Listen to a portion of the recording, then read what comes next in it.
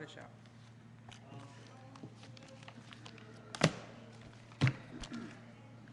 Okay. What's that? Okay. Good. Thank you. Okay. All right, we'll call the meeting to order. Stand for the singing of O Canada. O Canada, our home and native land, true patriot love, in all thy sons command, with glowing hearts we see thee rise, the true north strong and free. From far and wide, O Canada, we stand on guard for thee. God keep our land glorious and free. O Canada, we stand on guard for thee. O Canada, we stand on guard for thee.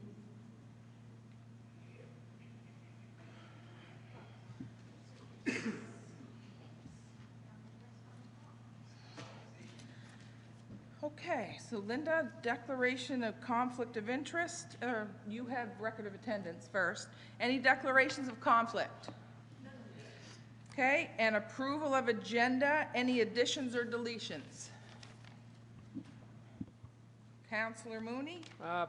Thank you, Your Worship. Pumper rescue truck. And I see we have the fire chief here tonight. I'd like a question on that, please.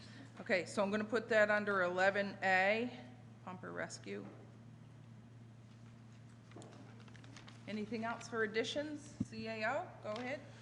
Your Worship, if Council will permit, I do have a verbal report on the question that was raised about waiving building permits for small projects, and I'd have some information from the building inspector and the Director of Finance I can share. Unfortunately, I didn't put it together in writing in a way that is intelligible, so I will try and advise you. So we'll put that under 11B. Does I see another light? You good? Okay, so we're looking for to move the approval of the agenda with the additions? So moved. Moved and seconded. Any further question? It's been called. All those in favor? Aye. Contrary? Motion carried. We're at the approval of minutes. We have May 14th, Town Council 2015. Moved and seconded. Any discussion? Questions been called. All those in favor? Aye. Contrary? Motion carried. Town Council August 27th, 2015. Moved and seconded. Any discussion? Questions been called. All those in favor? Aye. Contrary? Motion carried. Committee of the Whole August 27th, 2015. So moved. Thank you. Moved and seconded. Any discussion? Questions been called. All those in favor? Aye. Contrary? 2-0. That works. Town Council August 13th, 2015. So moved. Moved and seconded. Any discussion? Questions been called. All those in favor? Aye. Aye. Contrary? Motion carried. Thank you. Business arising. Second reading street vendors bylaw amendments. CAO, do you want to take that? Sure. Tell us next steps. So, Your Worship, where this is second reading of the street vendors bylaw, it'd be appropriate to ask if anybody present would like to address council in the terms of a public hearing. And once you've heard from the public, a motion to approve second reading would be in order. Okay, thank you.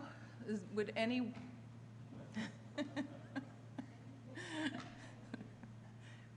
would any of you three like to speak to this issue? Anyone want to speak to this one? And third and final, Would anyone like to speak to this? Okay, hearing no one, I am looking for a motion to approve second reading. Moved and seconded. Any discussion? Question's been called. All those in favor? Aye. Contrary? Motion carried. Thank you. RFD CBC Television. Although we have an update, I think we asked. Yeah, certainly. CAO, go ahead. Thank you, Worship. So the question to the Economic Development Officer is, were there any costs? We want to be absolutely certain that there were no fees that would be owing to CBC if we applied for this opportunity. And she has confirmed that there are no additional fees to be payable to CBC as a result. So she was recommending that we apply. There's no guarantee that we would be selected, but it would be quite an opportunity to promote our community in kind of a fun way.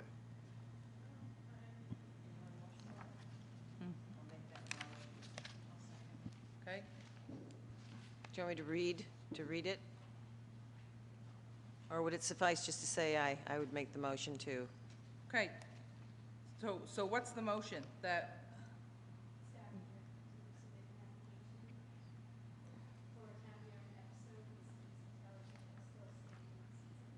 okay. Good. I was just reading the recommendation piece. Okay, Counselor? You good with that? Yes. Okay. Moved by Counselor Thank Doss. you. Have a seconder? Seconded. Any further discussion? Question's been called. All those in favor? Aye. Contrary? Motion carried.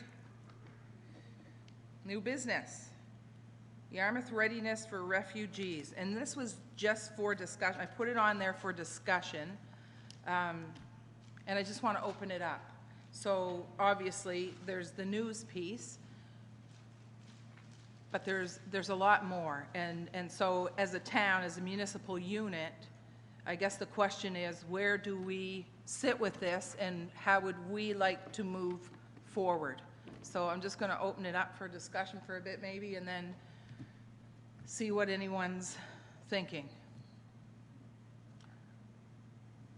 Oh, Councillor Mooney? Thank you, Your Worship, and it was an interesting discussion last night led by Leslie Robinson, and there was a good turnout from the community. And what Mr. Robinson was talking about and what people see on TV are kind of like railroad tracks. There's not quite a parallel there, but there's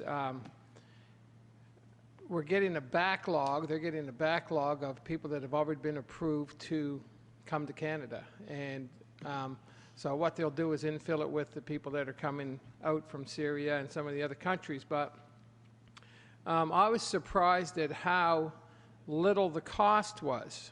They're talking, I think at one time the number bandied around was about $27,000 for a family or a person to come in, but they're talking about with a subsidy from the federal government about $11,000. So I think maybe for discussion, I think maybe immigration is on the radar now with the provincial government. They have their own minister of immigration now. That's a standalone department. And I think maybe we should be putting some money from, I don't know if it's going to be grants to organizations, but the Yarmouth Refugee Support Group, very well-rounded backgrounds from all the individuals. We have doctors, we have people from Arab-speaking countries, we have language training. Yeah, we have. It's quite a process. So maybe for discussion, and I'll put it on the table for our next committee of the whole, because we won't the town of Yarmouth considering put $5,000 towards the Yarmouth Refugee Support Group. If we can put that on the next committee of the whole. Certainly. And that'd be for our next budget year, but maybe it might give the opportunity for Jerry and Jeff to look over where we are in this fiscal year. I know we're in a year of restraints, but I think to build support within, I think this might be a great opportunity to help those. And they multiply those dollars with other groups and other church organizations right across southwestern Nova Scotia. And it's not what did they do? They said they got one family that's one in the pipeline now, but they had one that came right to the starting line, and then they had to back out for family reasons. So it's a long, tedious process, and I'd like to thank Reverend Robinson and the group for doing this for us. And I'd like to have a seconder for the motion just for discussion anyways. Good. So you're right. It was quite a meeting, and there are three things. So if we're going to put this on the committee of the whole, and that I'm sure that motion will go through for discussion there, that there's a couple things to think about that as a town, if we want to take a leadership role, and I think we need to, that there were three things basically that I met with the Minister of Immigration a couple days ago, and I just asked three questions. And the first one was about the sponsoring families, which is the meeting that we went to last night that Councillor Mooney just described, and they're so close. I think they're within 5,000 or 5,100 of a goal. Yes. Financially, and that's such a small amount. So anybody that would want to donate to that fund can find the Yarmouth Refugee Group through Reverend Robinson at Beacon United Church. You can call any one of the counselors here at the table. We can certainly line that up. But if anybody has any donations, they're tax deductible. And I think in this town we can raise $5,000 very quickly. And then the next step is to bring in the next family. The second question was, very quickly, we have an international airport here, and some may feel we're getting ahead of ourselves, but with an international airport and the support groups that we have, are we interested as a town in being a landing space for bigger groups of the refugees that are, if the Canadian government should see fit to open up the borders? And when I say open up the borders, it's not for anyone to panic because they just don't let anyone in. There's lots of things in place to do security, obviously, but that's another piece, because we could land a Hercules here or whatever, and I think we should discuss that at the committee of the whole as well. And then we just touched on immigration as a whole. So how do we poise ourselves as a town and as an area, as a region, to bring in more immigrants, because it's a win-win for everybody. So I spoke with the chair of the REN and Angelique as well, and that's something that it was just in general conversation, but something that they would be willing to look at too. So that motion's on the floor. Plus, Your Worship, if anybody read yesterday, I think it was yesterday's Globe and Mail, they're talking about this immigration being led from the municipal units. They're talking about mayors right across the country talk to their municipal units, their rural communities to lead this.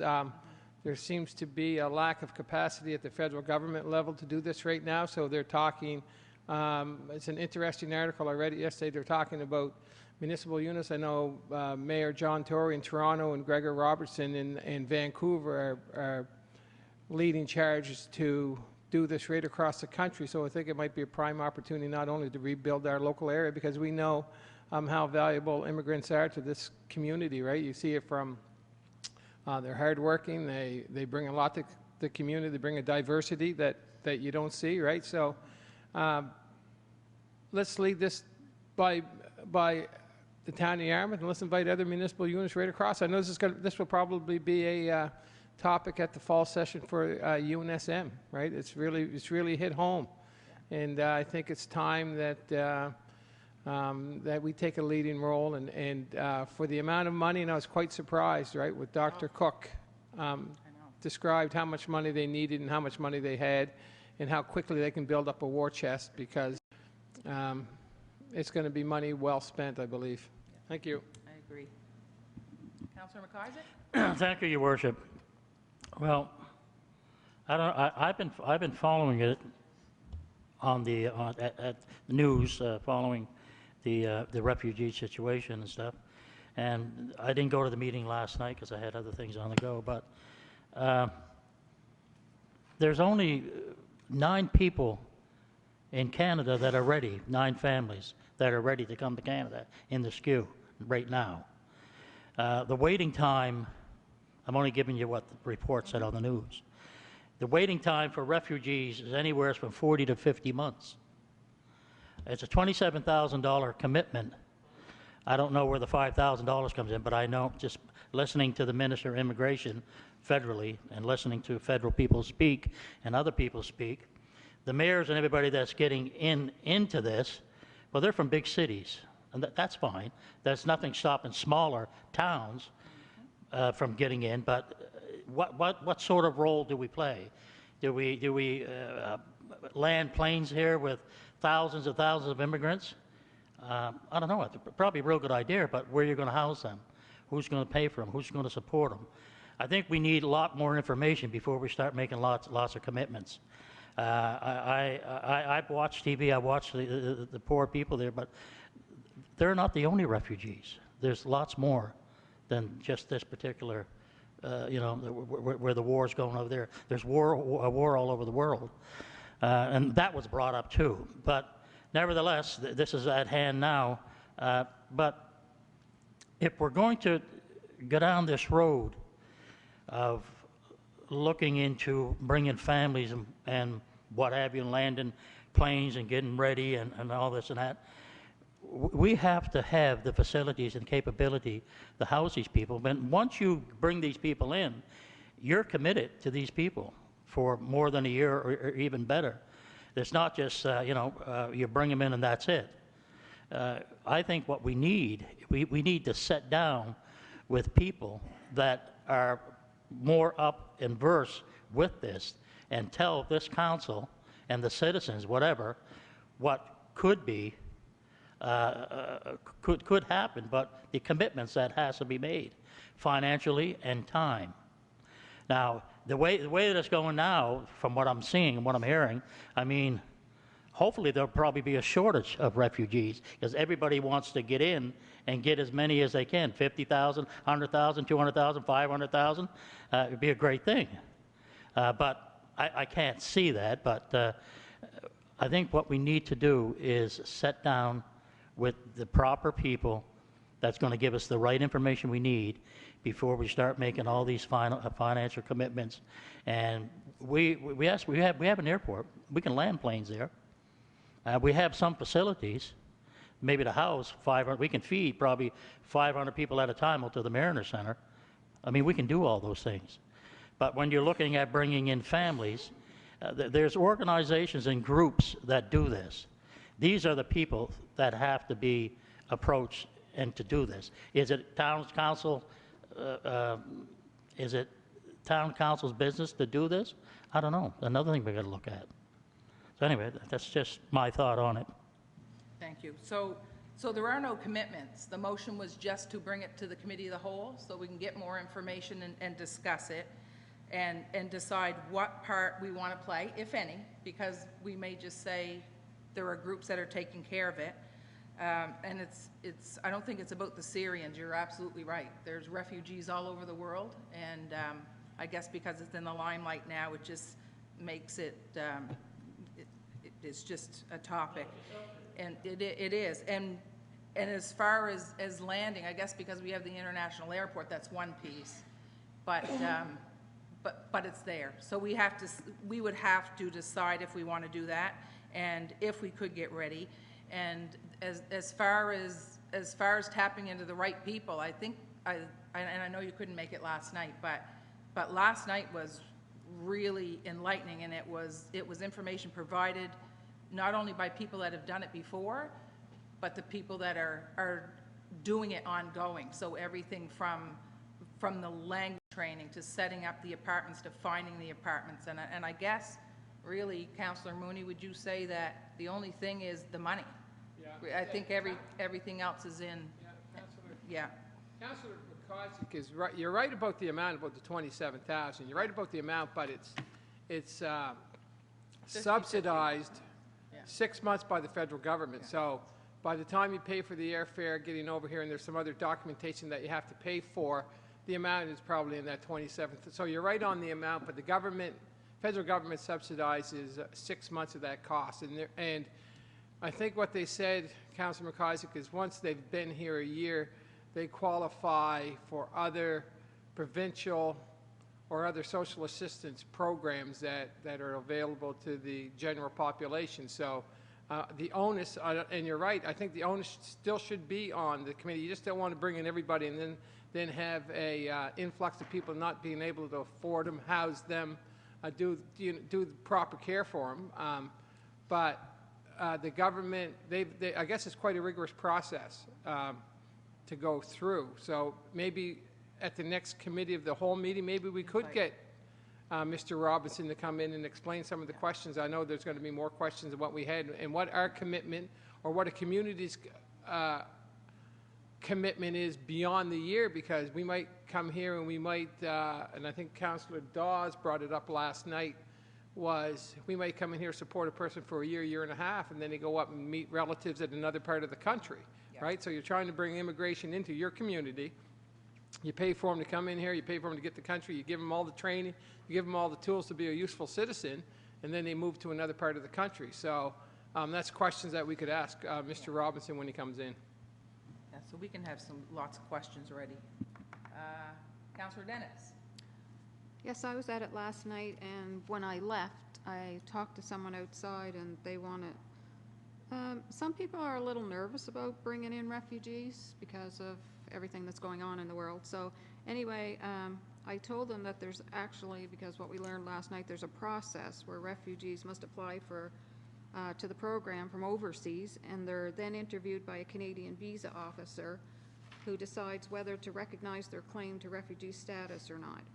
And then the names of the approved refugees are then circulated by email, and then they're chosen which family you want to sponsor. So there are people already gone through the system that you can sponsor, and because these families are already registered as legitimate refugees, they can arrive in Yarmouth in a relatively short time, in 4 to 7 weeks. Yeah. And the cost is $11,000. They're doing it.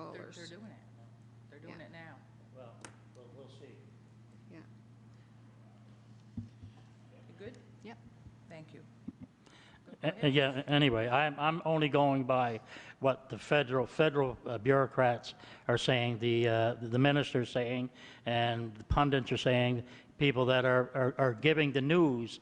It takes longer than 7 weeks. There's only 9 people that are 9 families are ready to come. 9 families. This is what it said on the news. Now, I'm only repeating what it said. Another thing, when I said people bring information, I'd like to have provincial and federal people that give the information. I'm sure Reverend, what's his name? Reverend Robinson. Reverend Robertson is very capable, very smart, and knows a lot. But I want to hear it from the provincial representatives and the federal representatives about what the whole deal is. That's what I want to hear. I'll listen to him too, but I'd like to have representatives provincially. Our premier's kicked in, I think, was it 50,000 or 500,000, and he's on board, which is great. I think all the provinces are on board, but we have to get somebody from the province, and I think somebody federally to come and explain this immigration deal that we are going to look at. So I feel much better if we could get somebody for the committee of the whole to give us a talk on that. Go ahead, one more. Thank you, Your Worship. I wasn't going to wade in, but Councillor McIsaac did bring up an excellent point. I had the opportunity last year during the planning conference to sit in on a session on immigration. It was excellent. Caroline King was there as well. It was an excellent session, and it was presented by, they used to be known as ISIS, but due to another group taking the name, they had to change their name to ISANS, the Immigrant Services Association Nova Scotia, and they're the main people who are behind bringing in refugees, who are working on it. And I think if you want to get somebody really good, and I know at that presentation we asked is, would you be willing to come if requested? And they said definitely would look at it. They're the ones that deal with the federal, the provincial, etc. And my statistic may be off, but it seems to me, Councillor McIsaac mentioned 9, but right now I think they said they had, I can be corrected, I think it was around 50 or 60 doctors, immigrants, ready to come in, and off that group they only have 3 or 4 that will probably be able to make it. So it's a very stringent process, and here we are hurting for doctors in this area. So I would like to make a motion. There was a motion on the floor. After this, I would like to make a motion further to this once this gets to committee of the whole. Okay, so The motion on the floor is to move this to the committee of the whole and to bring in people that can speak to the issue. Yes. Okay, and we'll do our best to line up as many. Okay, so question's been called by Madeline a couple times. All those in favor? Aye. Contrary? Motion carried. Councillor Langell, did you have a? Yes, Your Worship, I'd like to make a motion that we invite a representative of the Immigration Services Association of Nova Scotia to meet with council either at the Committee of the Whole or at a meeting in October, just to bring us up to speed on what's involved and how small communities would be interested. It may also be of interest, Your Worship, maybe even having a special meeting of the other municipal councils in the area may want to send representation to that, if that may sweeten the pot a little bit. So maybe I'll reword that we invite them to come down to Yarmouth to make a presentations to local interest groups and political entities with regard to attracting immigrants to this end of the province. Good. Moved and seconded. Councillor Dawes? Thank you, Your Worship. Through you to Councillor Langell. Just a quick question. That would be the same group that did come down to Yarmouth some time ago from ISANS, and they gave that presentation then. It was the same people that gave the presentation at the planning conference. Yes. All right. Thank you. Yes. Yes, they were. Yes. Oh, yeah, they were at UNSM as well. So, yeah. So this whole piece is on, in October, there's a summit as well in the city, and with regard to this too, so there'll be more information there. I'm sure federally that'll be. So the motion's on the table and it was seconded. Any more discussion? Question's been called. All those in favor? Aye. Contrary? Motion carried. Thank you. Municipal Awareness Week 2015. So I just put this together only to see if there was interest at the table. What happened through UNSM? The board decided that we would do Municipal Awareness Week. I think it's been bounced around different times. So they're going to do it the third week in November every year, so that the units can be prepared and pull together different things to bring to the community or open our doors, things like that. So I just want to see if there's any interest that staff be directed to set up special meeting for council to discuss options for Municipal Awareness Week. And my initial thought was just to help people understand how it works, because I think there's a lot of misconceptions out there, so maybe some different programs and things like that. And then CAO, you mentioned, was it opening doors or open doors? I don't know what that was. I remember you said that some time ago. Yeah, Your Worship, some of us and Councillor Mooney will probably remember this from the FCM conference in Toronto. They've had a program for a number of years, and I believe they call it Open Doors. And I know it's been discussed around this table before, where facilities or buildings or parts of buildings where the public just doesn't get to go, that we would do as part of Municipal Awareness Week, maybe one or two of our public buildings open the doors and allow the public to come through and have staff kind of tell them sort of what goes on in this particular building or facility. Yeah, it'd be pretty neat, I think, yeah. Okay, so someone want to make that motion? Moved and seconded? Who made the motion? Okay. Go ahead, Councilor. Just on the motion, I just want to make sure I'm clear because I'm kind of confused. The motion is saying we're going to have a special council meeting just to focus on that one topic. Is that? Am I reading that, or? You are. I guess I preface this by saying I'm just wondering if there's interest at the table for us to come together and have a meeting with regard to that. Now, when we have a meeting, we consider, I don't know that it has to be a special council meeting. No. Just let's sit down and have a chat and see what we can come up with, because, okay? So moved and seconded. Any more discussion? Question's been called. All those in favor? Aye. Contrary? Motion carried. Professional service parking passes. Councillor Langell, that's yours. Yeah, thank you, Your Worship. Last week I had the fortune or misfortune of spending 3.5 hours with my surgical team, and it hit me suddenly, you know, during that whole process that we take great pride, and recently we had some decisions to make regarding the downtown and how we like to have our downtown very professional, and that we are encouraging professional offices in the downtown, etc.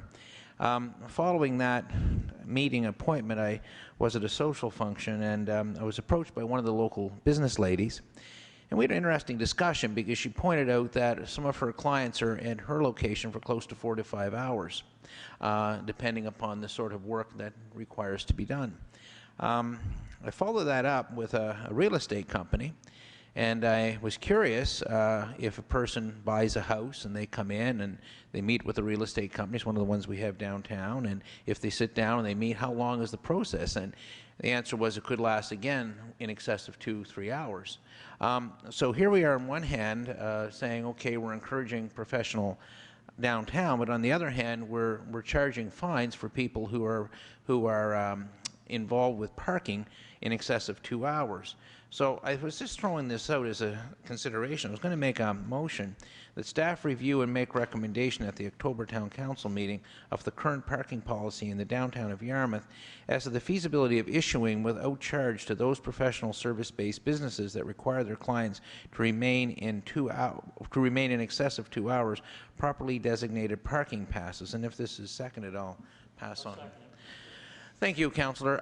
The idea would be, or what the thought is some units do, and the CAO can check into this, I suspect, is that they actually will, some of these businesses will have a card that if a client is going to be there for 4 or 5 hours, they would get this card, put it back on their car window so that our traffic chap would see it, and then at the end of their business they would return the card. So the card would keep coming back, and each one of these businesses would maybe have 3 or 4 of these special cards that would designate that this person is staying in their clinic or their offices or their spa or whatever for a longer period of time.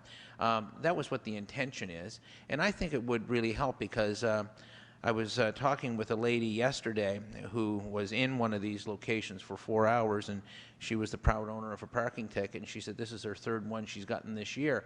Now here's a person who's spent in one particular location in excess of $200, you know, for services, yet we're taxing her. So I'm just wondering if we could at least look at it to see if there's something we can do to help. And there's not that many of them. We'd be looking at real estate offices, maybe a lawyer's office, you know, naturally the beauty saloons, salons, any of those things would work. Okay, I'll go to Deputy Mayor. Ken, we have, you can buy a parking lot pass for $2 for all day.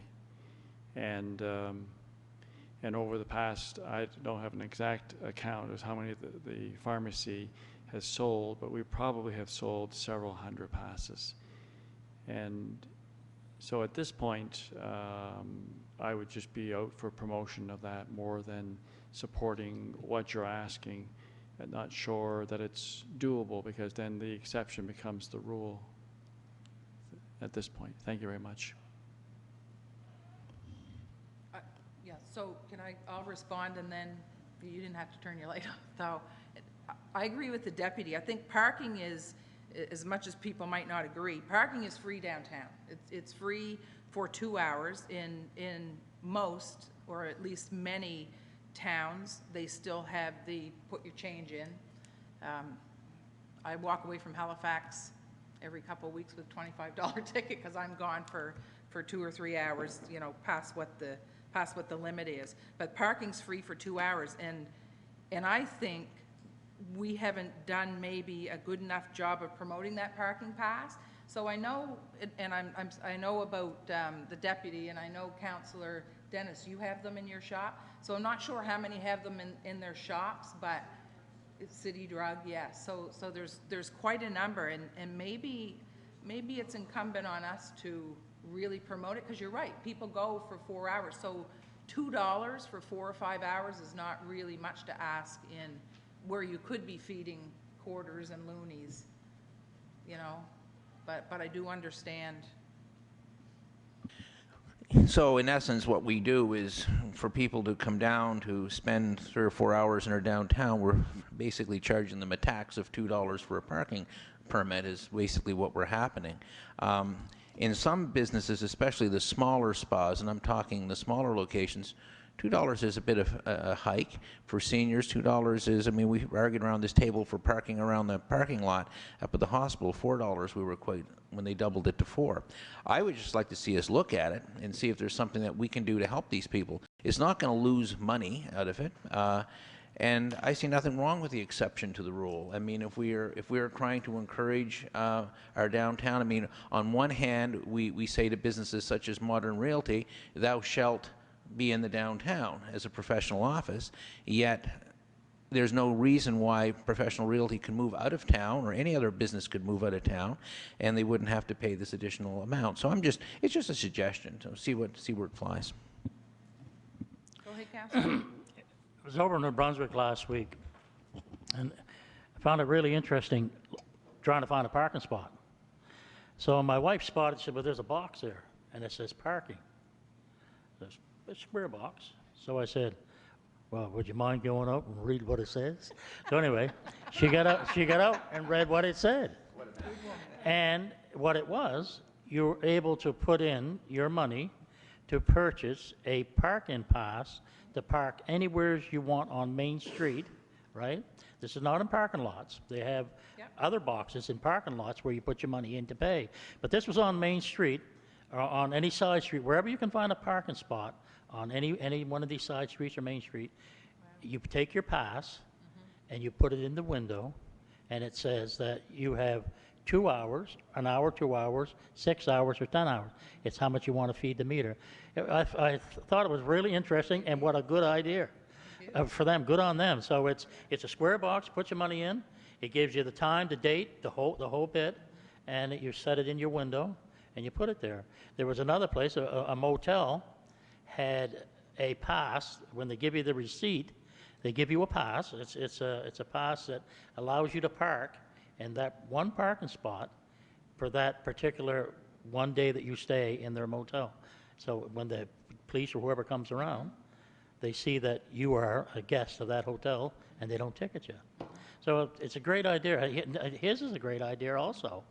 But, so anyway, I think it should be looked at. It doesn't cost anything to look at things, and it doesn't cost anything for the information I gave you. So. Yeah, good. We good? Question's been called. All those in favor? Aye. Oh, sorry. I'm going to let him do this because he jumped. I'm not sure what we want. We want staff to look at the parking rules again. And I'm not sure, are we clear on what we want us to look at? If you want us to look at, can we provide free parking passes? Sure we can. I can tell you, we generate $18,000 in parking fines, not a ton of money. So making the rules or the time limits longer on the street will just simply impact that number a little bit. But it doesn't take a long time to study that. It really is a matter of what does council want, and make that clear, and we can do the bylaw amendment, whatever's required. All I'm suggesting, CAO and Your Worship, is that I'd like to see us work more and do more for the professional offices downtown in light of, what they do. And I mean, we are pushing in that direction. And what I'm looking for is, ideally, I'd like to see us be able to issue some kind of a permit or a pass to those businesses that would be able to give to their clients who they know are going to be there like for a major duration. But I think the intention is to look at it to see if there may be other solutions, and I don't mean to spend a lot of time at it, and I'm not saying we're going to open the whole parking policy. It's just a matter of taking a look, okay, what do other areas do? Councillor McIsaac mentioned a box for that. To be honest, I did not know that I could buy a parking pass at Sandy's Gifts or City Drug, and I've lived in this town all my life. I didn't know. I'm assuming that I would come into town hall to buy a parking pass, and I think that's what 99% of the public. I've got no idea where parking passes are sold. I didn't know that these businesses buy the parking passes, then have them available in the business. I didn't know that. I mean, naturally, I live in town, so I don't. Now, we usually used to walk everywhere, but the bottom line is that it's great. Maybe we need to promote that service. I didn't know the service was there, because I know a lot of people found it an aggravation to stop in front of town hall, come into town hall, buy a parking pass for $2 for the day, and then go beyond. So now we have it, and I'm just wondering how many businesses know that they can sell parking passes. I don't know. I would say all of them, because we've pulled them all on Main Street, at least. So Your Worship, on that end, certainly, obviously, there's an awareness issue around the $2 day pass. So it occurred to me when you were talking about that our enforcement officer is now only has to circulate half as often as he used to, because we doubled the time that you're permitted to park on the street. So we might task him with maybe doing a little bit of PR work for us with local professional offices and promote the passes. What we do in the cases of the businesses that carry them is we sell them to the business. And so they have purchased them and they make them available to their clients, either free or for the same price. Hopefully they're not marking them up. And He's done that, though. He's gone through Main Street. so we can ask him to continue to do that, and maybe we can even come up with some kind of a design of a poster that some businesses may want to display in their window if they have parking passes available. But to your point, you know, the free parking in the parking lots would probably attract less pushback than on the street. One of the things that causes people a lot of issue is the person parking in front of their business who isn't doing business in their business, right, for a long period of time. So we can talk about that, bring something back, and maybe even a design of a poster to go in the windows. Councillor Dennis? Yeah, I realize it's not marketed out there well enough that we actually sell these. And because, like, sometimes I'll get customers in and they'll say, well, I have to go because I only got 2 hours. So I generally say to them, if you want to shop, no problem, I'll give you a parking pass. So it's not a big deal. I mean, if somebody's going to spend money in your business, what's $2? Good. Councillor Langell? Yeah, and I think that, and I agree with that, but again, in some businesses are not large, and, you know, their profit margin is profit margin, and I'm also looking at seniors, for example, too. Many people are on income assistance and whatever. That was the only intent, and I'm glad to see how, you know, can look at it. And I think the intention was, and I'm glad you brought that up, it would be for parking lots. It would not be, so the idea would be is the little card would be valid for the nearest parking lot to the business, not on the main street itself, which would be the intent. That's what the individuals who I spoke to said that they would like to see, and that little card would say Brown Street parking lot, Hawthorne Street, whatever we're going to have, or Collins Street parking lot. So it would be valid for those parking lots, and they would bring them back, kind of a thing, after the thing. Okay. We good? Question's been called. All those in favor? Aye. Contrary? Nay. Okay. I need a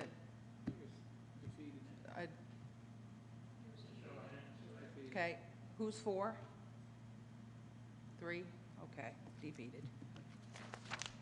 Proposed change to term of Deputy Mayor 2016. Councillor Langell?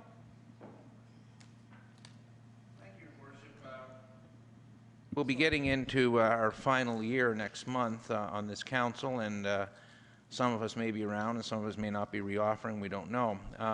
But one thing I'm talking to other units, and as you know, Your Worship, you're involved as well. A lot of towns now are moving to the idea of a staggered deputy mayor's role, and that's mainly for an education purposes. A lot of communities have the deputy mayor for 2 years. Some are actually doing it 1 year on a rotation basis. And I think it's personally a great idea that we should be looking at something along this line. My motion, I'm toying with the idea of giving it as a notice of motion, and I'm not sure how the CAO feels about this, maybe something we could look into. I don't know. To do it finitely today. Now, some people may be really hung up on having the deputy mayor for the full 4-year term. Personally, I'd love to see us rotated. I think that's, and being an educator, I think the more information you get behind the scenes, because in the role of deputy mayor, you're really in the inside. You don't really, we as councillors sometimes joke we don't know that much, and actually there's a lot we don't know. And it's nice to be able to get involved more and more within the workings of council. So I don't know, it's just a thought. So I'm going to throw the motion out, and if it's passed, it's passed. If it's defeated, it's defeated. That effective after the 2016 town council election, that the term of deputy mayor shall be 1 year in duration, but subject to reappointment by a majority of town council for no more than 1 additional term. Moved and seconded. So for me, it's not the length, it's the motion, because I don't think it's up to us to decide for the next council. That's just my personal thought. I think that the next council comes in, they sit down and talk about where they would like to go with that, and so we're not making decisions for a next council, but that's the 1 or the 2 years is not the issue for me. Deputy? Your Worship, I was going to say the same thing. So I just think that 2016, or when after the next election, that council today should make their own decisions. So I'm not supporting the motion at this point. Thank you, Your Worship. Talking to some other units, municipal units, this is the practice that they've been doing for years. This is nothing new. It's a good idea. I have some reservations on the 26th. I don't know how else you could word that, Councillor. I mean, it is taking in that effective 2016. Although we do sit around this table, make decisions into the future. So I don't see this really as putting their feet to the fire. If they choose, they can they can say that they don't have to accept what the previous council at any given time can they can just take it away and not do it. I think it's a great idea. It shows who knows. I mean, somebody gets a chance, the councilor gets a chance to act as deputy mayor for a year or 2 years. Who knows? Maybe that councilor might say, well, I might want to run for mayor the next time. It just opens the door for them. It gives them a little bit more experience, for him or her, and I think it's a great idea. Like I said, they have been doing it in other municipal units, and I think it's great. And I think before we were quick to say no, we should really give it some thought. So, and like the councilor had just said, there might be some of us still around this table, or there might not be. Some might not reoffer, but in any case, I think it's a good idea. I think it's long overdue. And I don't think we should go just because the second person got the most votes, he's automatically deputy mayor. That's yeah. Well, basically we do. Basically we do. It's already cut and dry. It has been since I've been sitting around this table. So to be fair, if we open it up more and let people have that chance, put your name in the hat and draw it out and let it be what it will be. I think you can't get any more democratic, any fairer than that. So that's just my 2 cents, and even though we don't have sense anymore.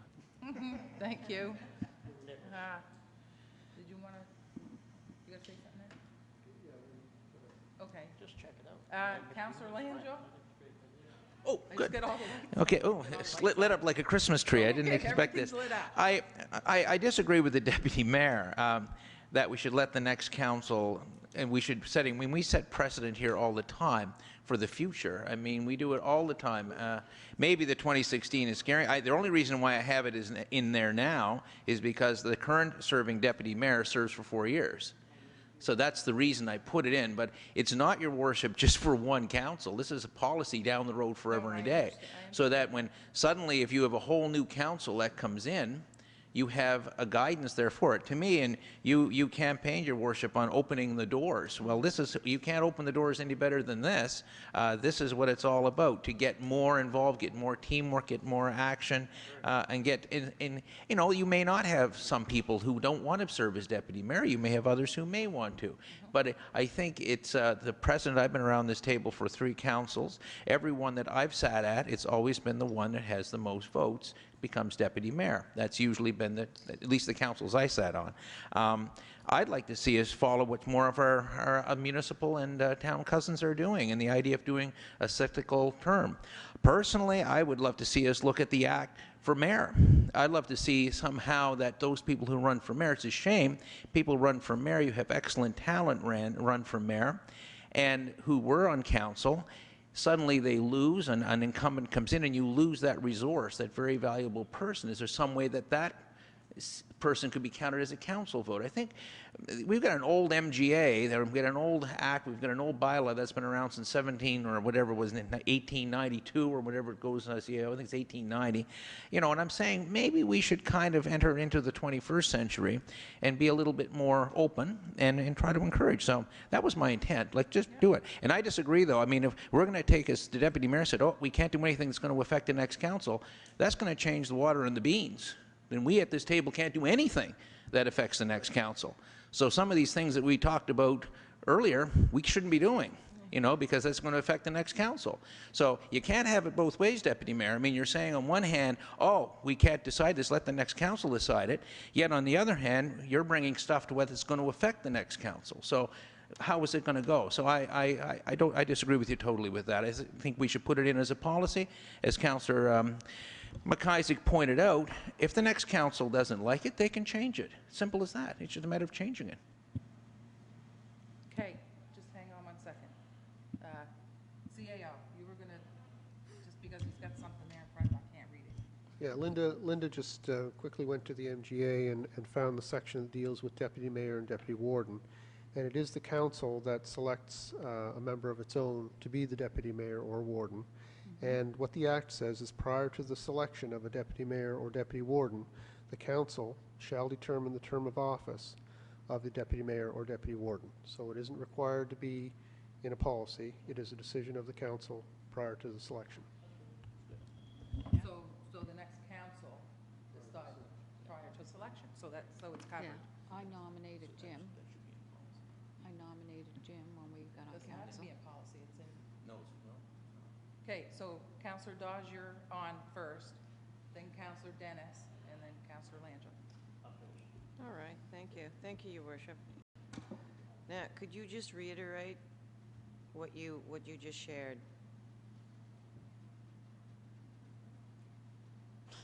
Please. Oh, you need Thank you. Yeah, sure. Flashing.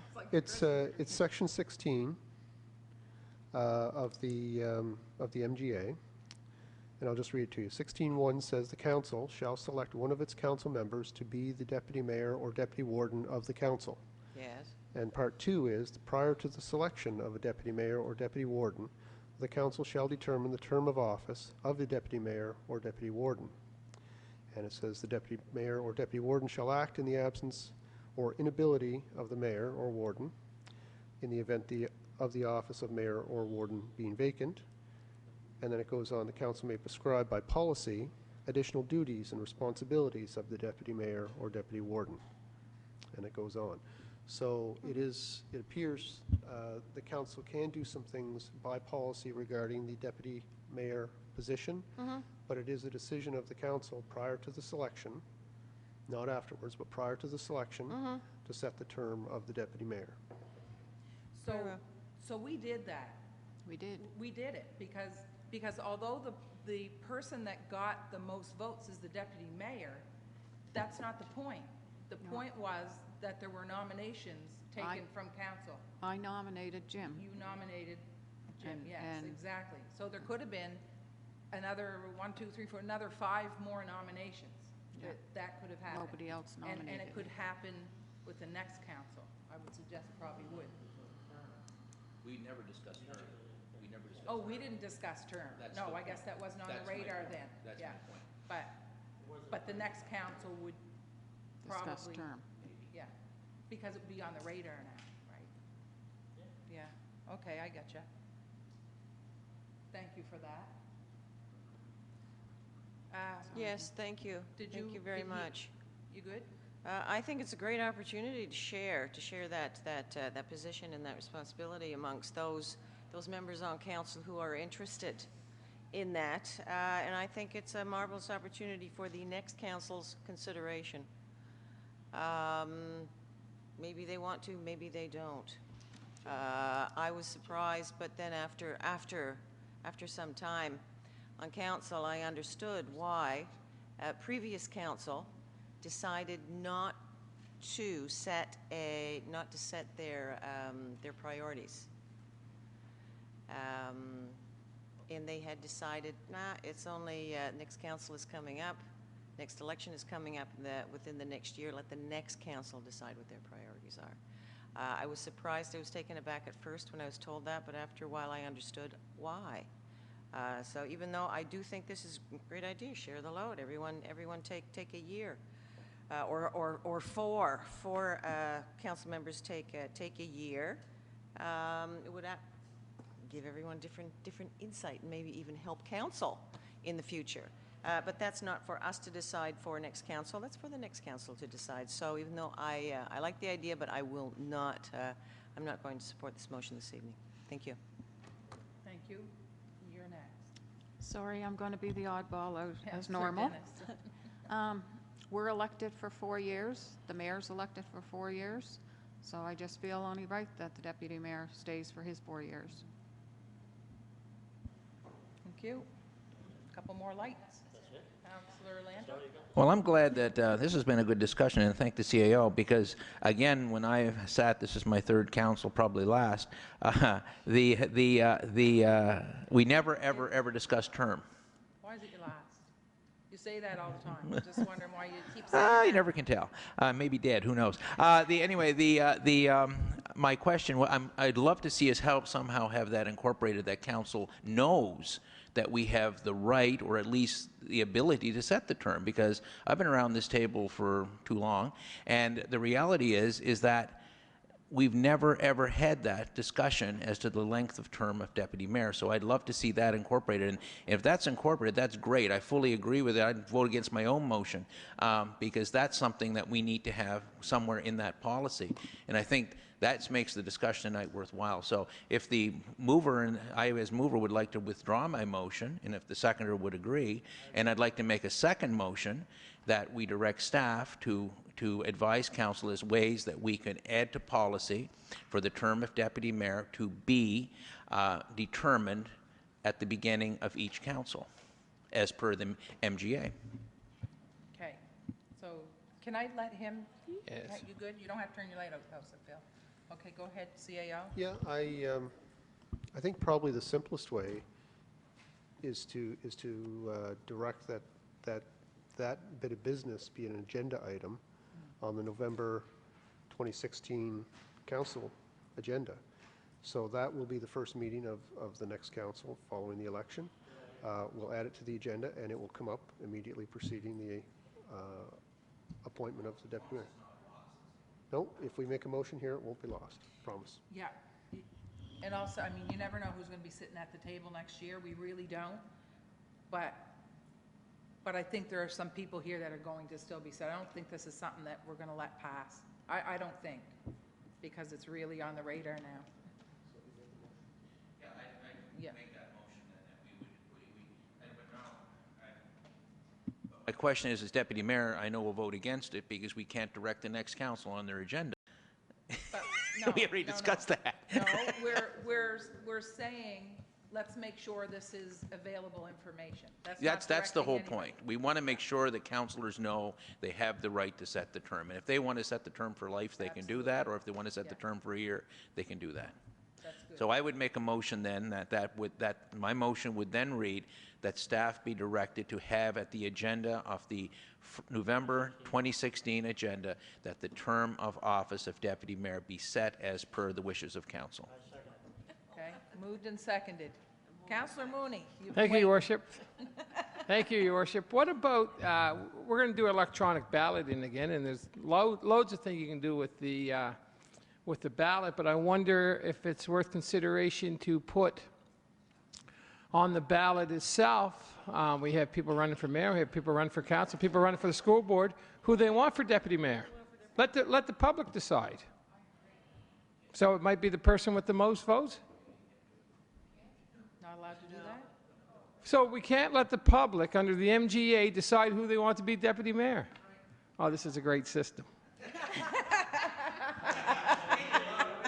But that was a, But we got the technology, we can do it if we want. we've got the technology, yes. CAO, go ahead. That was a good one. I have We to have the admit. technology, we're just not going to use it. No, what the Act says today is that council shall select. So it's council's, one of council's first decisions to select the deputy mayor. But I'll throw this out to you, as we mentioned at the Committee of the Whole meeting. I've been selected to participate in a working group on a review of the MGA, and specifically on this section. So this discussion is not wasted. I'm paying attention, and I'll bring these kind of thoughts to the table when we're discussing how we might change the MGA. Obviously, some councils may, if you have the ability under the Act to offer that opportunity to the public, then that is then a council decision. But if you don't have the ability, then it is just what it is. So I'll share this discussion. Just one more, Good. Yep, sorry. and not only for deputy mayor, but that probably goes for all committees too, because I think that you could rotate the committees. Yeah. I know we tried, but we got to try. We'll try again in a year from November. But yeah, sometimes you get out of your comfort zone. But it's a great discussion. I know you'll bring it up with your. Oh, wow. Was that AMA that you're bringing that up with, or is that through the UNSM? So it's actually the province has agreed to do a full review of the MGA. It's a 2-year process.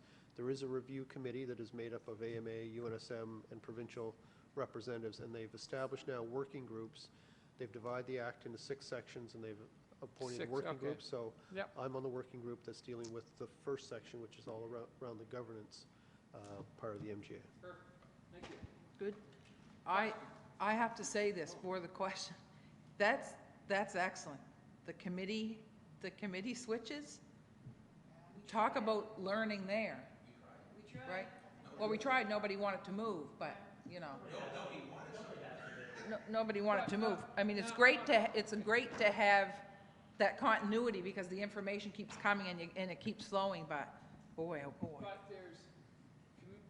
there's committees, and I think the CAO being on that working group through the province is a great start, but there's committees that we're involved with through the town of Yarmouth That's what I mean. that we're appointed to that we shouldn't be sitting around the table, right? I'm talking about how Title View was set up, 30 or 40 years ago when there was actually municipal contributions to the facility itself, and that doesn't happen anymore.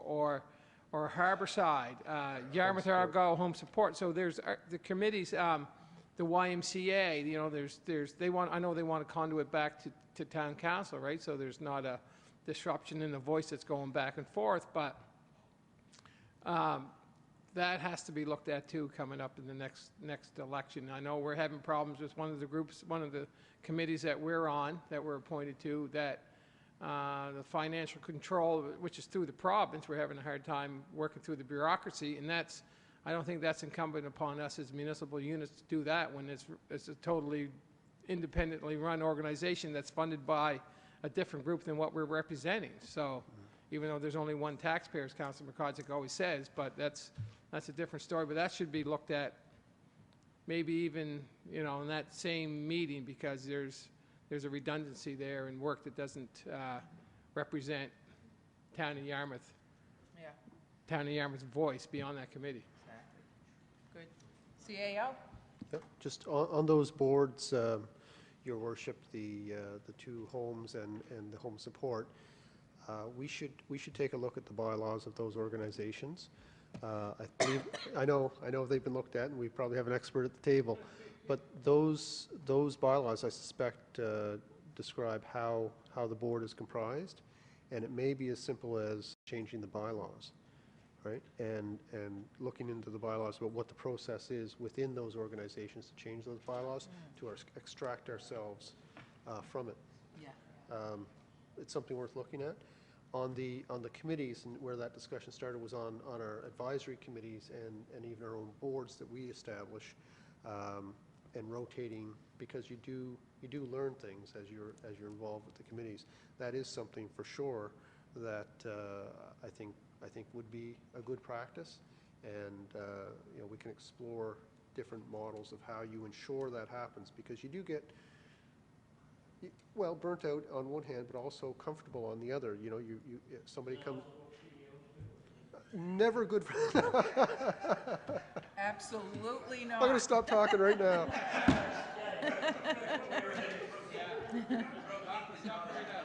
Wow. Councillor Lancho, go ahead. Sandy for CAO. Jeff on the main desk. I can't see anything going wrong there. I think, and further to Councillor Mooney, and to answer the CAO, thanks to Councillor Mooney's great wisdom in getting me involved with these things, we did revive the bylaws of all three of those organizations. Basically, the desire is to get rid of the politicians and replace them with people who know the public. You get doctors, you get people that is the whole intent, that Councillor Mooney and Councillor McIsaac and I sit on those three boards together, and basically we are eliminating ourselves and trying to get people with expertise, and that's what we're encouraging. But some of our municipal partners still would like to have that, and of course the town would still appoint, and the ultimate decision would rest with the town. But the encouragement is going to be for 2016 is that people would apply for those boards, or we would actively go out to try to find high quality people to sit on those boards who can bring that depth of expertise. Because to sit on a board like Title, or the Meadows we now call it, the Meadows, as a counselor, there's a lot of things going on that is really hard for us to get a grasp with. You're looking at medical, you're looking at health issues, you're looking at dietary issues. It's a learning experience, but on the other hand, you really need good professional expertise in there. And for example, the Audit Committee, which is my next item coming up that we've done, we've actually recruited an audit person to come in and sit on the Audit Committee with us, and she's been a gem, and she's done a beautiful job. And we've got her now on the board, as we're trying to bring people in who know basically a lot more than we as politicians would know. Couldn't agree more. Not about call for the question, but about the experts on the table. Deputy?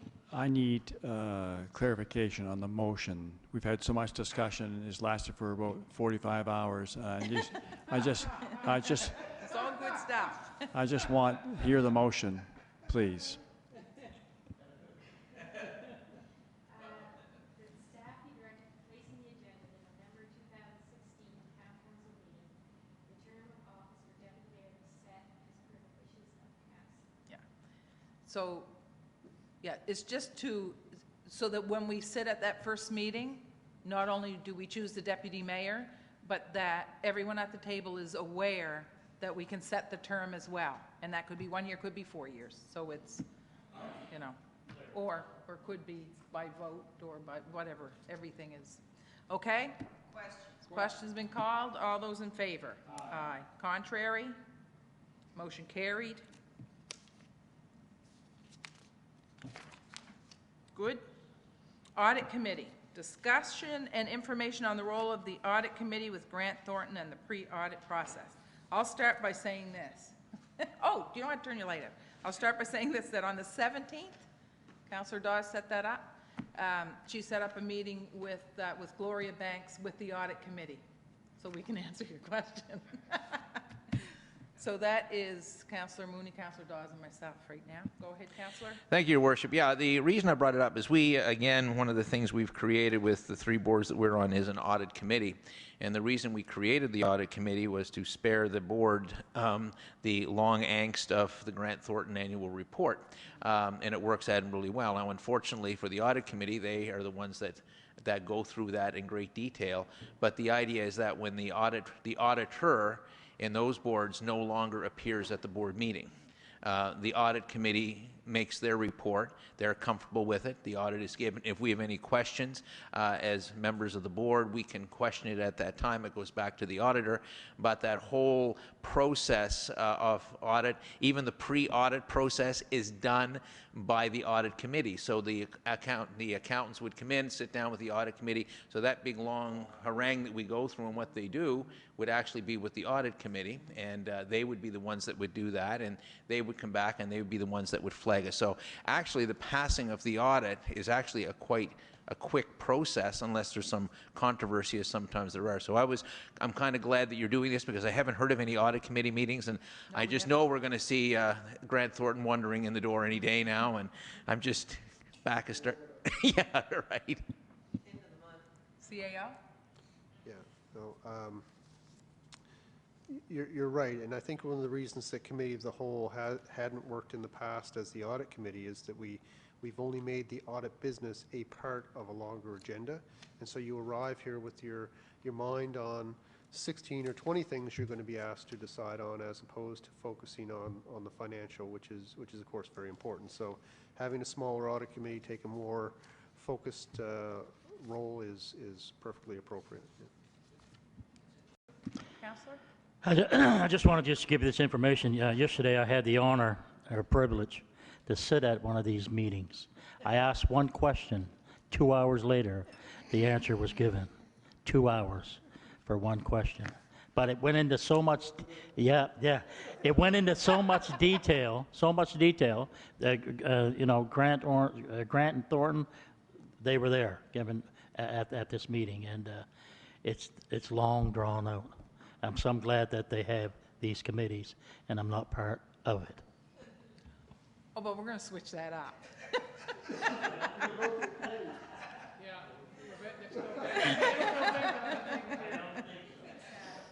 Yeah. I have to say, and I probably shouldn't say this out loud, the question came up and I said, who's on the Audit Committee? He said, you are. Okay, let's set something up, because it's not easy stuff to wrap your head around on a good day, so it's good. Thanks for putting that on, because it got us moving. Okay, so trees in South End Playground. Councillor Langell? This, Your Worship, is a motherhood issue. This came up at our Communities in Bloom meeting. There was discussion around this and information was shared.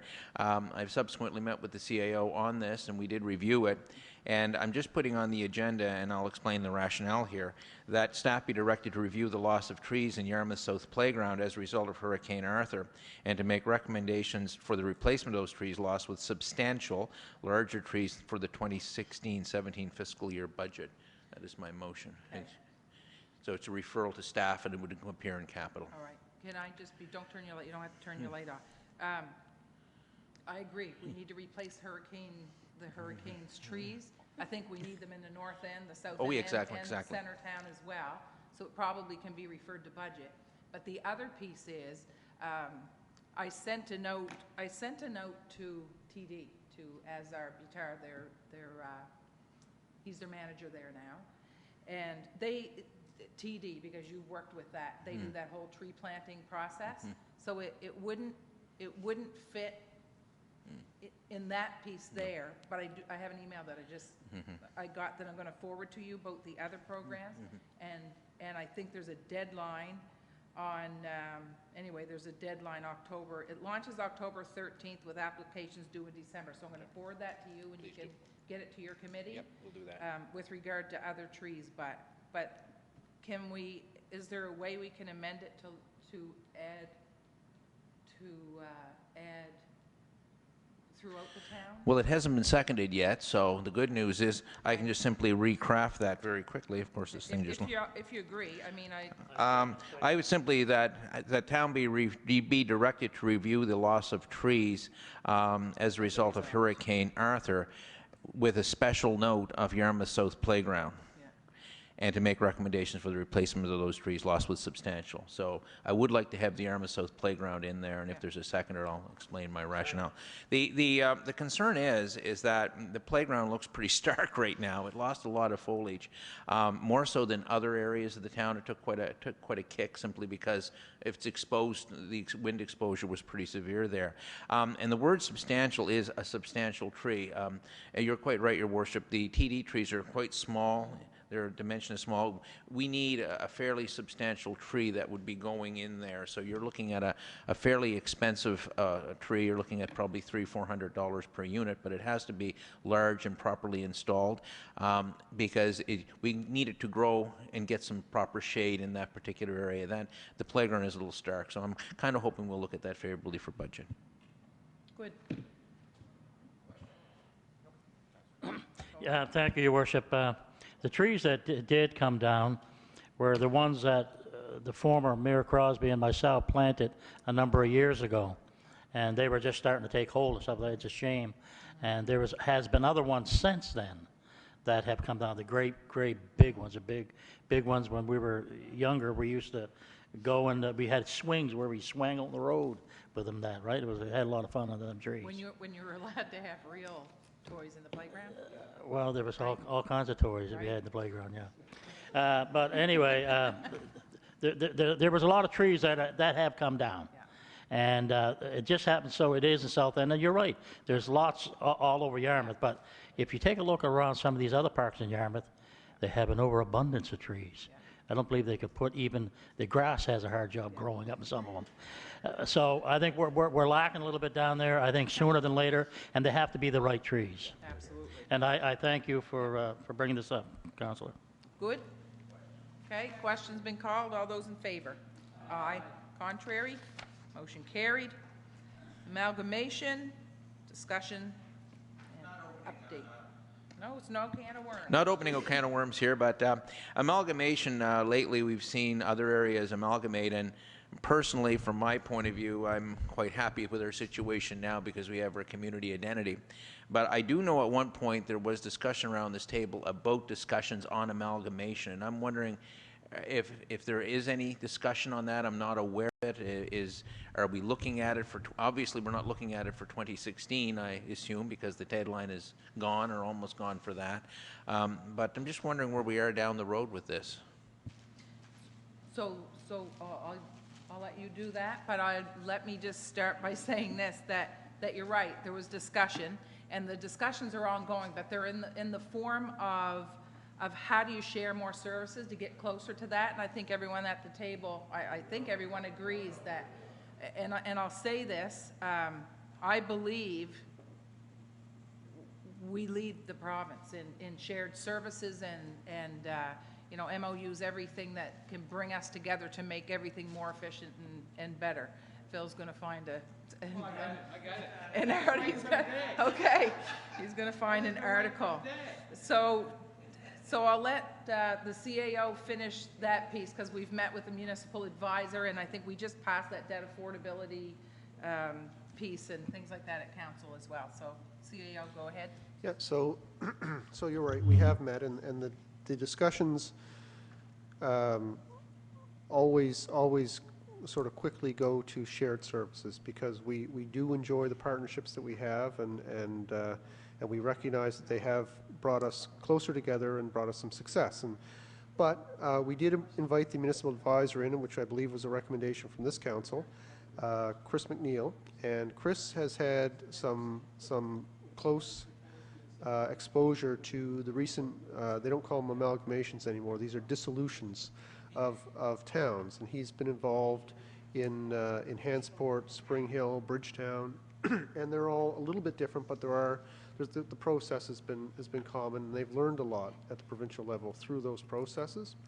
One of the things that he encouraged us to do the last time we met was to take advantage of the Municipal Finance Corporation's debt affordability model, which I think is unfortunately named. I think it's probably more properly named fiscal viability model, because what it does is it takes your financial information from your municipal unit, and it creates a forecast for how things are going to be in the future. We did that model internally here about 9 years ago. Staff saw the model, thought it would be interesting. We did it, and we made some changes as a result. And I think over the last 9 to 10 years, we have done some things specifically around funding capital that other municipalities don't do. But we went that way because we saw what the future looked like if we didn't. So the debt affordability model, council has agreed to move forward with that, and we hope that the other municipalities in Yarmouth County will do the same. That'll do two things, is it'll allow us to have a discussion about, so what did you find out, what did you learn, are we all going to be good individually, but it would also allow us to take the discussion to another level, which is, what might this look like if we were not separate? What, does the picture improve for one or all of us? And that would create another discussion. So we're not shying away from the realities of what the benefits could be, and that in that case on the fiscal side. We want to be informed, and I talk to Her Worship regularly about it, on many aspects, from services to governance to financial and so on. It's a complicated thing, but it's not something that we should run from or run into, from my perspective.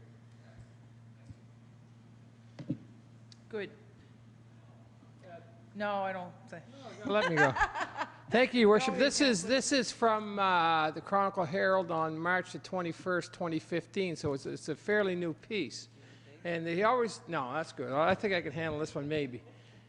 And the question is asked, and it's a great question by the councillor, but I think it's a good knowledge piece for the citizens of the town of Yarmouth that they're talking about. They always use the template of municipal amalgamation as Queens as the leader. Queens is saving the money. Queens is the leader. Queens is the way you have to do it. But they amalgamated, and their costs for running their municipal unit is 10% of their budget. Their 10% is their cost in Queens.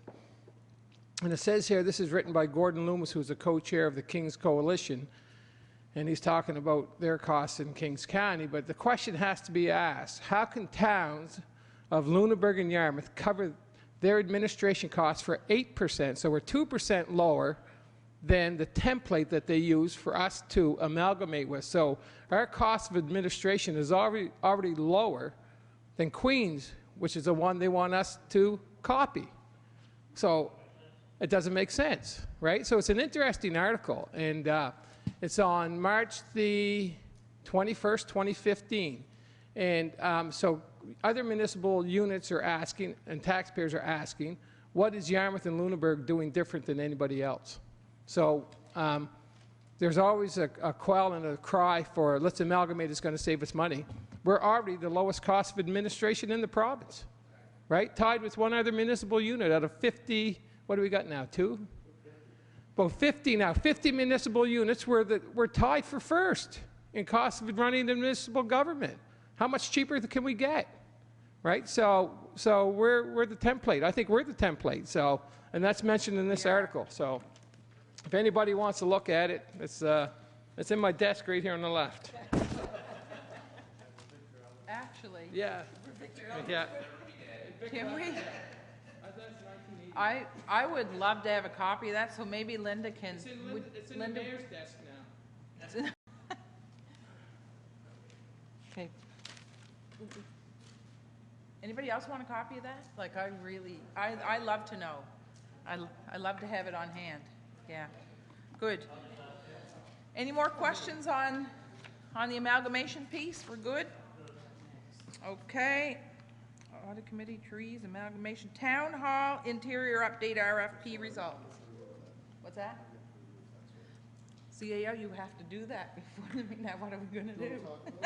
No. No, you don't have to talk about it.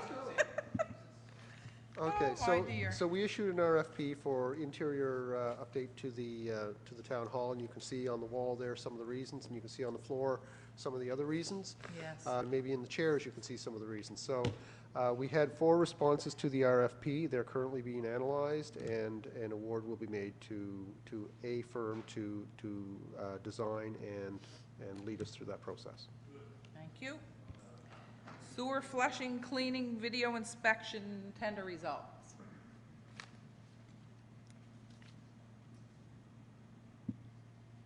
CAO. Councillor Dennis, did you have a question?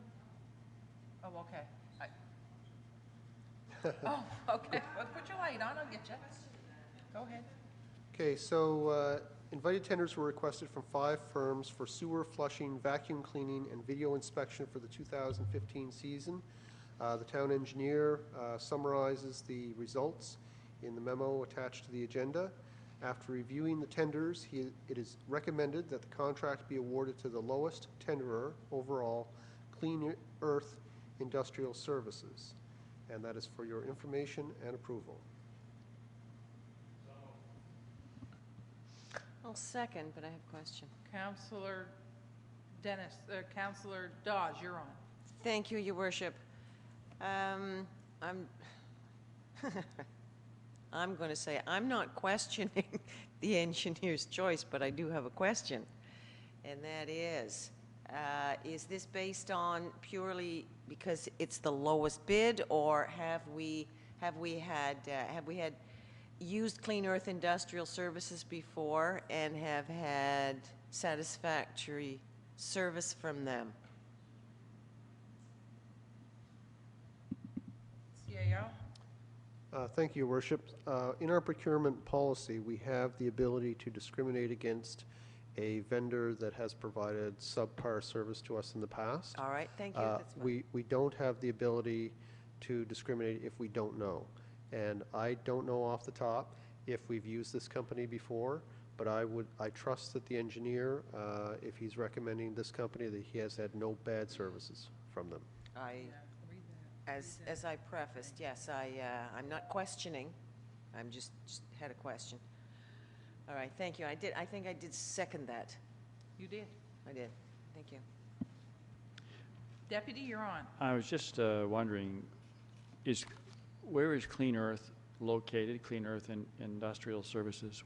Are they an area company, or do we know that, Jeff? I just received an email from them, so I just, maybe, yeah. No, I don't know the answer to that. I Googled, but They have a website, but it's not saying where they are. Yeah. I don't see it. We good? Question's been called. All those in favor? Aye. Contrary? Motion carried. Did you find it, Linda? Linda could find it if anybody can. Halifax? Okay. Jarvis Road Culvert Design and Drainage Improvement. Woo, okay, 3 cheers. CAO. Hey, Your Worship, you'll recall when we had Mr. Austin present, the engineer who assessed our flooding issues on Argyle Street, that one of the recommendations he made was that we put a culvert under Jarvis Road to carry stormwater that comes down the hill off to Broad Brook without going out to the Argyle system. And Dave Ernst, our engineer at the time, initially had discussed the possibility of he would just do the design for that, and that would be it. But he gave it sober second thought and realized, there is quite a volume of water that will come down off that hill, that simply putting a culvert in the middle might not satisfy. So he's did an RFP, requested the professional services that would do some modeling and do a proper design, which may involve multiple culverts at different locations on the road. He also recognized that we own a substantial property to the immediate west of the street, where if there was a desire to have detention ponds to hold water or to slow water from reaching the brook, that opportunity might be there. But again, professionals, experts in the field would properly design that. And so what you have is a recommendation to approve the contract for the design, and I'll open it up here.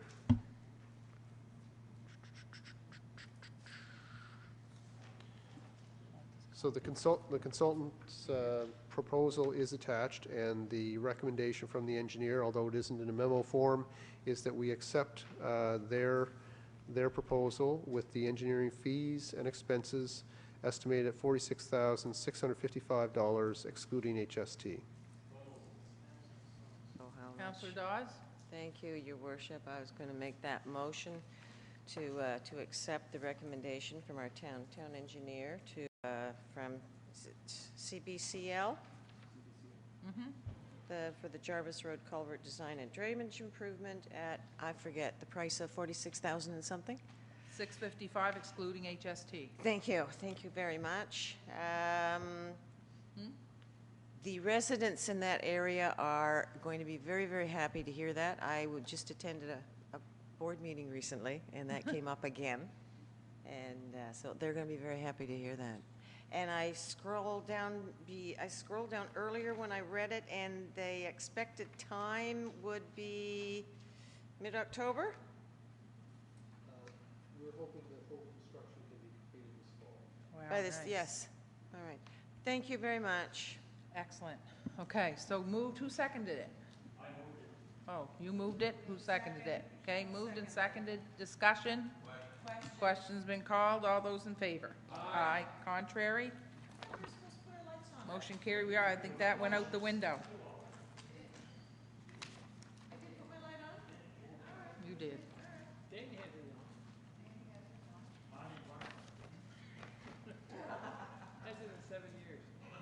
Couldn't see it against the moon. I don't even know what to say. Okay. Reports, Council Advisory, Committee of the Whole, Deputy Mayor. We're on August 27th. Go ahead, Deputy. Thank you, Your Worship. I move that the town of Yarmouth support the proposed changes outlined in the discussion paper, municipal government and school board elections. Moved and seconded. Discussion? Question's been called. All those in favor? Aye. Contrary? Motion carried. I move that the town of Yarmouth fully support the participation of any directors or the CAO, if selected, to participate in the Municipal Government Act review working groups. Better pass this one. Moved and seconded. Any discussion? Question's been called. All those in favor? Aye. Contrary? Motion carried. CAO? You're now officially supported. Deputy? I move that the town of Yarmouth support the CBC Still Standing Program contingent upon confirmation whether there are any additional fees associated with this project.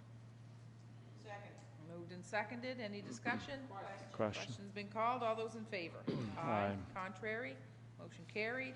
I move that the proposal from Form Media of Dartmouth to commence the development and design process for the town of Yarmouth Place branding and wayfinding program in the amount of $57,221 plus HST be approved. Moved and seconded. Any discussion? Question's been called. All those in favor? Aye. Contrary? Motion carried. I move that the town of Yarmouth write a letter to the Tri-County Regional School Board with a copy of the minister's response urging the board to take a proactive position to reestablish the library positions in elementary schools in the 2016-17 budget year and advise us how they will ensure the library services will still be available to the students. Moved and seconded. Any discussion? Question's been called. All those in favor? Aye. Aye. Contrary? Motion carried. Citizen Advisory Committees, Deputy Mayor, you do the Planning Advisory Committee, public hearing. What's the, Oh, yeah, we didn't. So we're going to skip this, right? Good. Sorry, Deputy. so the, Okay. CAO? Yes, sorry. Okay, so we didn't hold the public hearing because there was a piece that was missing from the amendments that we had dealt with last month. So on your desk, there should be a paper that appears Yes. like this. So the fine print don't have my glasses. The fine print at the bottom, Want me to read it? that might help, says advertising or signage for a seasonal retail trade use in addition to the other signs permitted in the zone in which the use is located are permitted to erect flat fixed wall signs for the entire space available on the unit, provided the use is not located in a main building. So that provision was missed, wasn't in the original that we dealt with last month, so a motion to approve first reading of this entire package, last month's plus this statement, would be appropriate. Moved and seconded. Any discussion? Question. Question's been called. All those in favor? Aye. Contrary? So we'll have a public hearing Motion carried. prior, sorry, Yeah, good. we'll have a public hearing prior to the next council meeting to Good. hear. Perfect. Thank you, CAO. Police Advisory Board, Councillor Langeau. Police Advisory Board met yesterday, and it was difficult to get all the players together. There's just two items, and it should be on your table, thanks to Linda. But I do want to take a minute just to update council on a couple of matters. We were given information. Oh, I hate it when I can't find things, and I'm looking for. There it is. Bear with me for one moment, and I apologize for this, but there it is. Usually council gets a briefing from the staff sergeant through a committee of the whole each year on how we did on our priorities. Unfortunately, our staff sergeant hasn't moved to town yet because he's involved with real estate negotiations out west. He's having difficulty selling his house. So we have two corporals who are acting as supervisors at the Yarmouth detachment, are doing a commendable job. So at our last police advisory board meeting, we did have an update on some of the goals that we set for last year. And one of the big ones was the decrease in property crimes, and crimes against the persons were one. And it's interesting to note that we didn't do well on that one. And the reason is that we had a 207% increase in theft from vehicles in the town of Yarmouth. We're now addressing that issue. Arrests have been made, and a number of individuals are on house arrest. Property crime involving youth, Your Worship, I think council find this most interesting. It was reported to us that over 109 youth occurrences and 215 from January to August occurred, but off those 109 occurrences, 161 youth were involved in these events. Now, what's really neat is 1/3 of those 109 files included just two people, the same two people, you know, and I don't mind saying the board is a little bit frustrated that these people are just keep going back and back and back. The police are spending a lot of time on these files, and it's a little bit frustrating in how the system just doesn't seem to be working in that regard. 50 youths are considered to be criminally active or prolific offenders, and 12 did go to the restorative justice. We did meet our targets for detection and apprehension of impaired or distracted drivers. Impaired driver, obviously drugs or alcohol. Distracted drivers are interesting, and people don't realize that if you have a dog in the front of your car with you on your lap, as we see people down, that is a distraction, and you can be fined for that. You know, so that was brought up and clarified, and people should be aware that if you have Flip or Daisy or whatever it is in front of you, know, and this could cause an issue, that you are distracted and you are subject to a fine, and it's kind of amazing when you look at that. Cell phones, of course, are there too, but we won't get into that. Increase awareness and reduce victimization regarding cybercrime. We do now have 2 supervisors are trained in cybercrime, and we are meeting our goals there. And enhance community visibility through visibility. And again, we have people report that they never see the police. Well, I think one of the board members summed it up yesterday quite nicely and said, well, you got to be in the right place at the right time. We actually had 176 foot patrols, and what was really impressive is they made over 74 public appearances in the community. So we do have even though we have a small force, they're very active. So given that, the board would like to recommend for council that we recommend to Yarmouth Town Council that the 216 focus on priorities be set as follows. Reduce property and persons crimes, contribute to safe roads, crime prevention in relation to cybercrime, and enhance community safety through visibility. Those are our 4 goals that we would like to continue this year, and we're quite content we'll be able to make some great improvements there. That is a motion that council adopted as our priorities.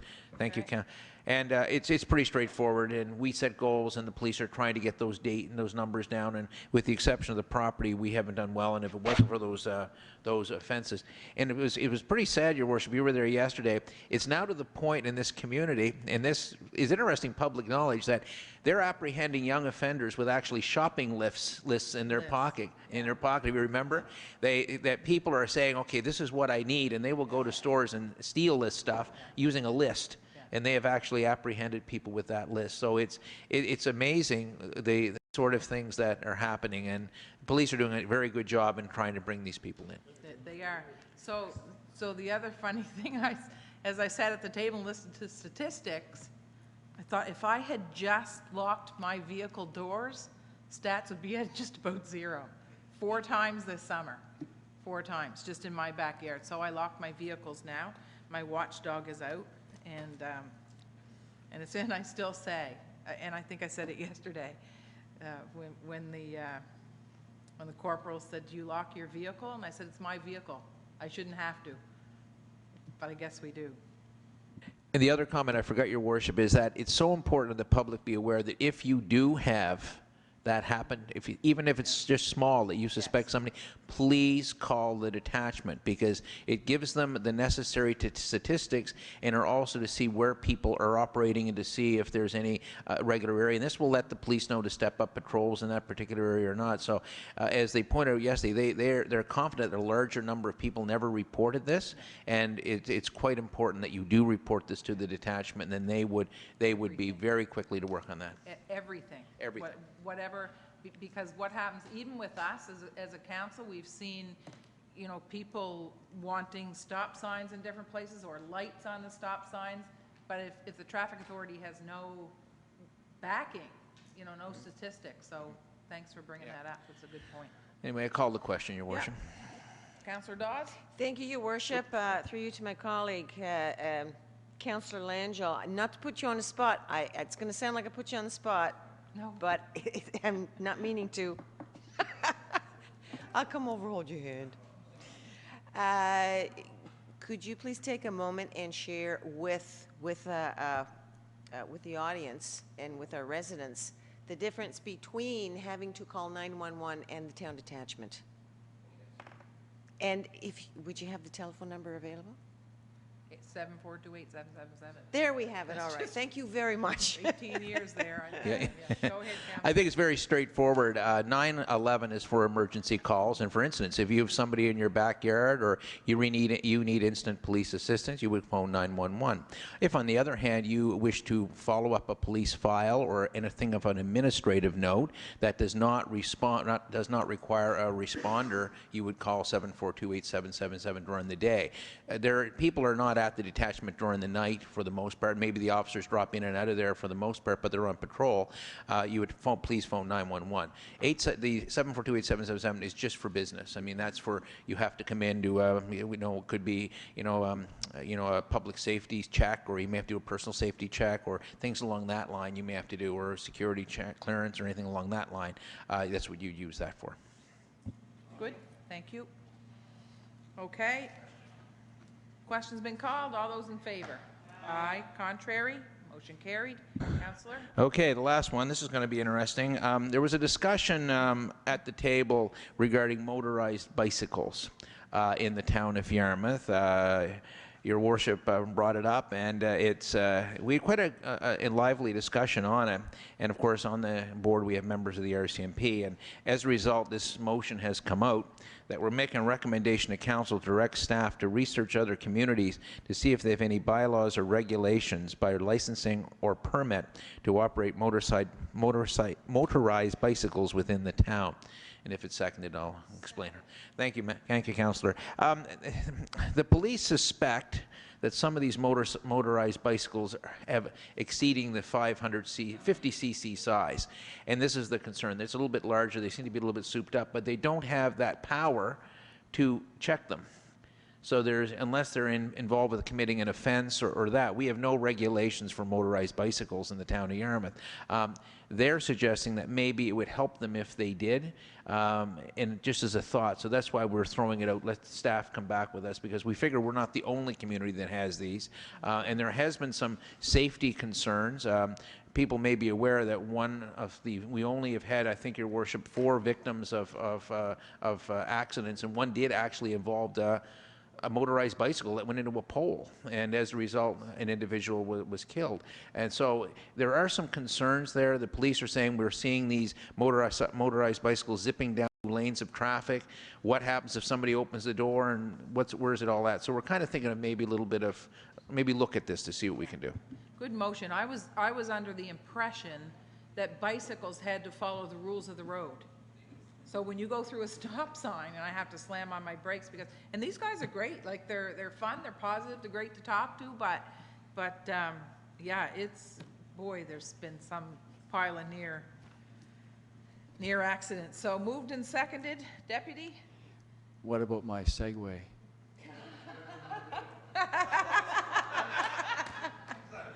You're safe, Deputy, for now. Just don't cut out in front of any of us. Yeah, go ahead. And just one thing we had to add, and brought up an excellent point that was brought up, and I overlooked it. People who operate these little motorized scooters, electric scooters, whatever they are to be using the sidewalks. They are not a vehicle. And we have incidents where they're actually stopping people on the street. We have had cases in the town where people literally at a stop sign on a scooter with cars piling up behind them. No, you stay on the sidewalk if you're in a motorized scooter. So just to clarify that. And same with the Segway, I believe, Deputy Mayor. Councillor Dennis?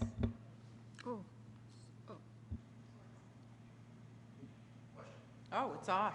Councillor We're done. Dawes. Thank you, Your Worship. I just wanted to say thank you for bringing that up about the electric mopeds, because when I first bought my electric moped, I hadn't been on a bicycle in 40 years.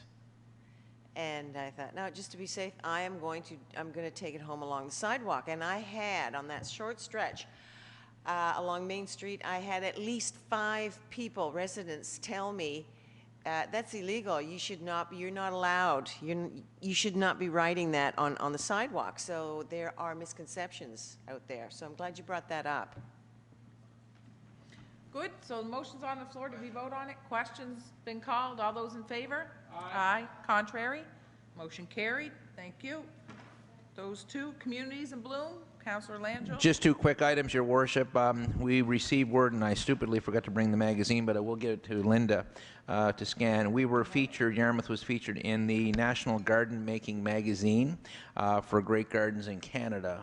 There was a lovely 2 or 3 page article with photographs of some of the gardens that we've had, and it was an article about great gardens. We were mentioned several times in the article, and it's great national coverage for our community. And also wanted to mention that we have 4 delegates going out in a couple weeks to the National Communities in Bloom Symposium International in Kamloops. And we're hoping at that time that an announcement will be made that Yarmouth may be hosting the 2018 International Symposium. We haven't got confirmation, but we've given them all that they need. So I think the board will be making a decision, so maybe we'll hear out in Kamloops, and Mr. Warner's in the audience, and he'll be representing us well. And fortunately, I can't attend due to medical issues, so hopefully things will be right. Looking forward to that. Looking forward to that. What's that? Looking forward to your medical issues, Councillor. We're looking forward to, hopefully, to an announcement. And I wish you could go. And that even doesn't sound right. But oh well. Yeah. Let me get that shovel and stop digging. Okay, reports for information. Anybody? Any questions? Yeah, go ahead. Don't know if I can answer it. And we'll bump it up a little bit. We got the fire chief here, and I think I had something a little farther down the agenda, but I had a question from a citizen about some of our fire equipment. I know we had a requests of proposals come in, and maybe the chief can just go over the rotation and what we're going to do for fire trucks and the equipment over there. We can give them 2 minutes, can't we? Oh, my goodness. Yeah, yeah. Yes. 2 minutes? Chief? Welcome, Chief, and you're on candid camera. So. Yes, we tendered for a truck, and the first tendering didn't go well, so we re-tendered, and we do have some submissions now, and they're looking pretty good. We received them on Tuesday, and we're taking a look through them and comparing them all, so hopefully by your next meeting, we'll be able to put a recommendation forward. It's going to be it's a pumper tanker. It's not an engine.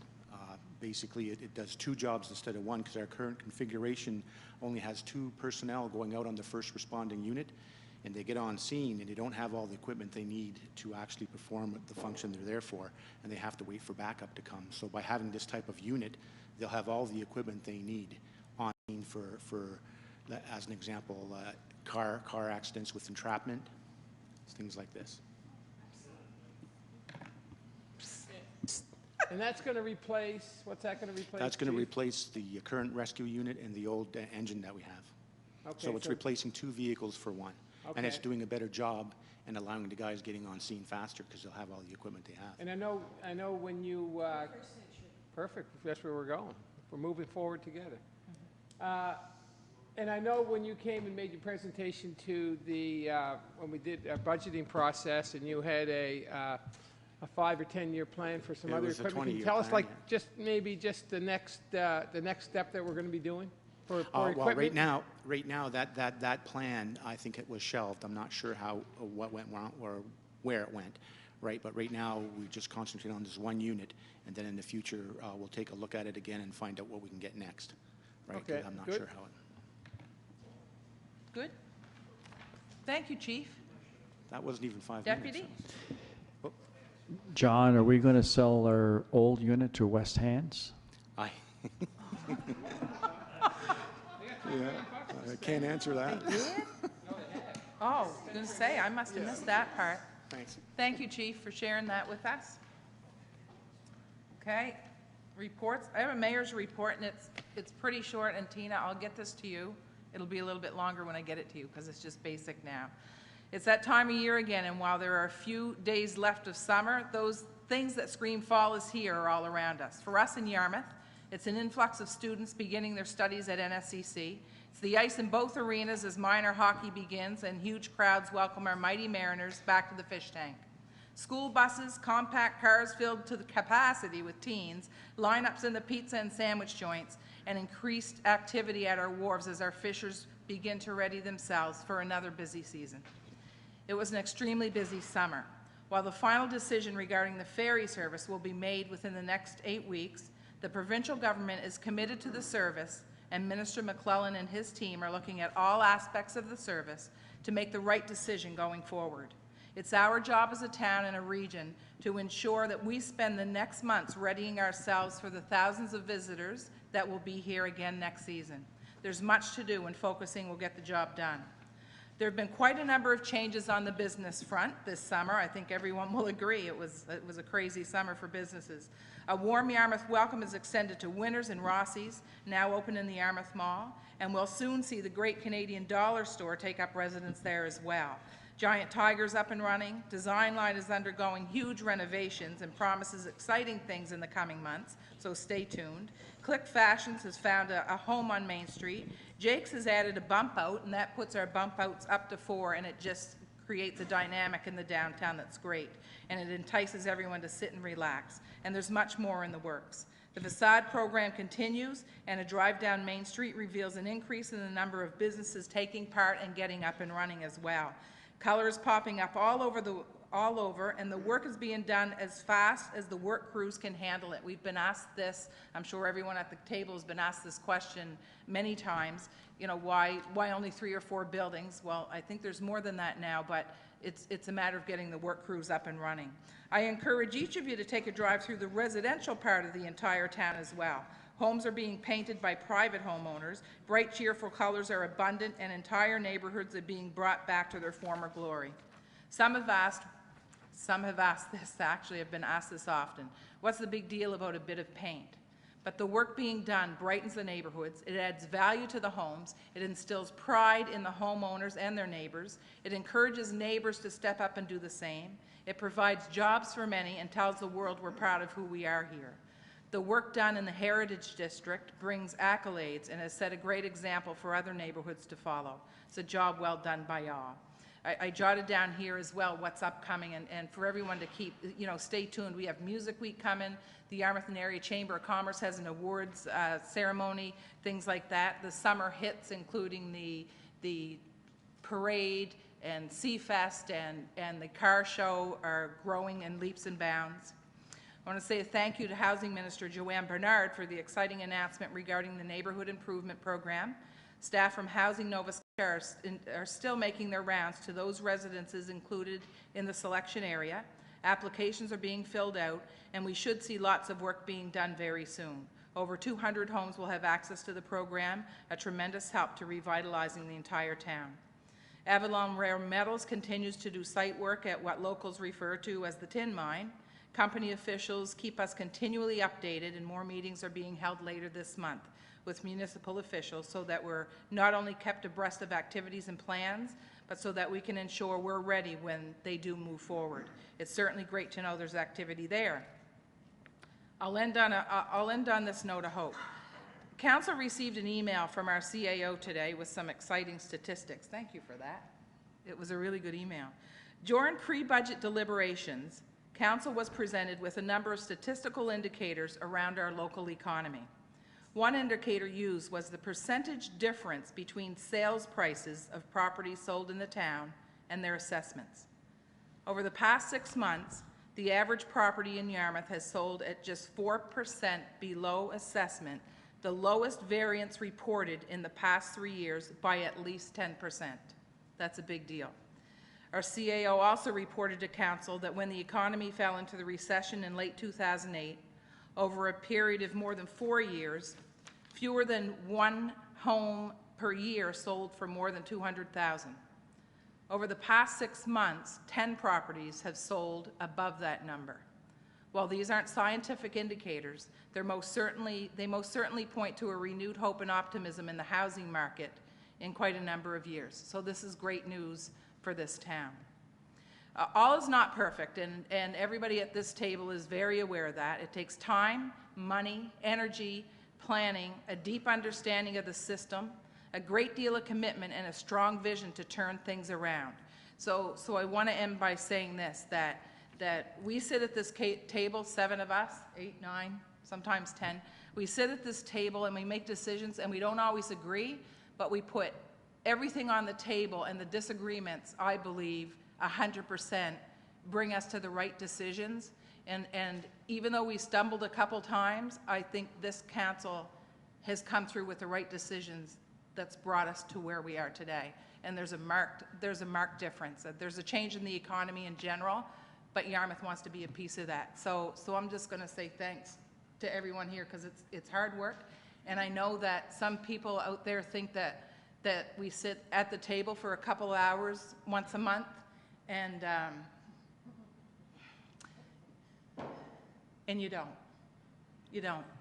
None of you. And I know you're out there just about every night, and your mornings and your afternoons. And so it's a big deal. And I just want to say that publicly, that we have really made the right decisions, and it's showing. But part of it is the economy is doing a turnaround. So we're just good to be here at this time. So that's good. And Tina, I'll get that to you.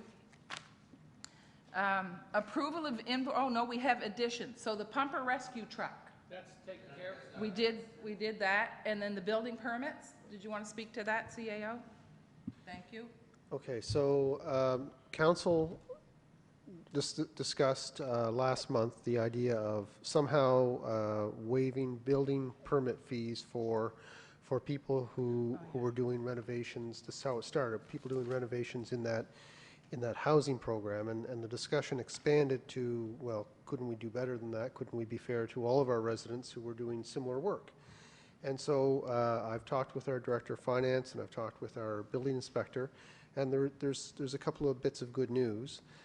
First of all, if anybody is doing renovations under $5,000, by provincial regulation, they're exempt from building permit fees unless they're doing something structural. So structural items would be things like stairs that support people and whatnot. If you were taking out a window and replacing it with a window that was larger, making the opening larger, that's structural, you need a permit. The permit would be fairly nominal in cost because of the way that we price our permits. However, we don't generate a lot of revenue from small projects. So the estimation from the Director of Finance is that it would be an insignificant impact if Council were to adopt what we might call a small projects policy on building permit fees, and that would be something like that for building permits that would require a fee of less than $50 for renovation, that Council would that we would charge no fee. So if your building fee came to $60 through calculation, you would pay $60, not $10. It isn't. We're not suggesting you subtract $50 from every building permit fee, but for those that would calculate up to a fee of less than $50, that we would exempt them from any fee at all. So that is the policy recommendation from staff to try and address what I think Council want to do, and to let you know that for many of these people, if they weren't doing structural matters anyway, they're already able to go without a building permit. Thank you. So this $50, $60 fee exemption, what value of renovation would that be? Well, that depends. That depends. For residential renovation, we charge, and this is the way we do it, 10 cents per square foot, or 1%, that is $10, per $1,000 estimated value of work. So if you were doing something structural, a $50 permit would be $5,000 value, right? So we would be matching what the province does right now for non-structural, for structural, under our current policy. The 10 cents per square foot, our building inspector did a survey of municipalities in Yarmouth and Shelburne County, and we're the only ones who use a per square foot for renovation. And you can imagine how problematic that might be, because a renovation might be something that is siding on one side of your house. Well, what is the square footage of that? So it rarely comes into play, and when it does, it can be a little bit problematic. It is not cut and dry and easy to apply. So we may come back to you with a further, more extensive renovation or renovation amendment to this schedule of fees, but for now, to address the immediate, and it is kind of immediate, it's why I'm presenting it without paper tonight. This program is out there, people are applying. If the fee calculates up to $50, we're recommending that you zero the fee, and for those over $50, that the fees would apply as they're currently approved. Kudos, that's pretty well the intent of what we were interested in doing. So what you were looking for is a motion, ideally a motion this evening should be made, because then we can work into this program. So, and I'm going to ask you to help me with the wording, but what I'm hearing is you're asking us to set in place a policy that would exempt property owners of small renovation projects of fees up anything over $50. Is that the wording we're looking for? No fees below $50, and that was the part I wasn't sure of. There was something else you had mentioned there, or did I miss that? That's it? Residential, perfectly. Yep, good to go. That's the motion. Mm-hmm. The whole town? Thank you very much. I'll call for a question on the motion. Okay, questions been, yeah, do you want to, go ahead. Do you want to say that in plain English? So that, English this time. Because it's important that people Okay, understand that. so what Council's considering is that anyone who is doing work that requires a building permit, if the building permit, and this is residential renovation, if you're doing a residential renovation and you require a building permit, if we calculate the fee and it is under $50, then there will be no fee charged. So for small projects and the worst case, I mean, the least amount value that somebody could find themselves paying for a permit under that policy would be $5,000 of structural work that you would find yourself having to pay something for the permit. So this, if you're doing $5,000 or less, whether it's structural or not structural, you will not have to pay a fee. You may need a permit if you're structural work, and you will need a development permit. We encourage you to come in. Those are free. There's no risk in coming in. We're not looking to find fault with what you're doing. We're looking to ensure that you're doing it safely for yourself, for your family, and for people who may own the home later. And I just wanted to mention one thing beyond that is that we budget annually to collect about $18,000 in building permit fee money, revenue. So it isn't a lot. We do always have that one exception that puts us way over the top, a large project that happens. So when somebody builds something large, it pretty much doubles our building permit revenue, and those seem to come around once a year. But generally from renovation and residential projects, $18,000 a year. Good. Councillor Dawes? Thank you, Your Worship. This is just a short stickle point to the CAO. Would you please define, you started off saying under $50, but it is $50 and less. Is that correct? No, is it? Is it? Yes. All right, because at first you said under $50, Yeah, and then it was defined. Yeah. It was defined No, as. my intention was that if it was $50, it would be zero. So, All right. you know, there's always a line, and that's where, you know, you're going to make a lot of people happy with this decision. Yes. And you will make a few people very unhappy because they'll come in and we'll do the calculation and their fee will be $55 and they'll be unhappy. But, you know, you have to draw a line, and I thought about Yes. that. How could we draw a line that would make everybody happy? And I don't think you could Well, unless that's the the line easiest thing in was. the world, isn't it? Yeah, so I think $50 meets the intention All right. of council. All right. Good. Thank you. I just know it's going to come. It's going to come, whether it's $49.99 or $50. Thank you. Good night. Okay, so question's been called. All those in favor? Aye. Contrary? Motion carried. Approval of invoice. I didn't do any questions to committee chairs, but I assume if there were any, you would ask. Okay, approval of invoices. All those in favor? Contrary? Carried. Date of next meeting is October 8th. Thank you, Linda. And do we have more in camera? 2 items in camera. Tina, you good? Do you need anything?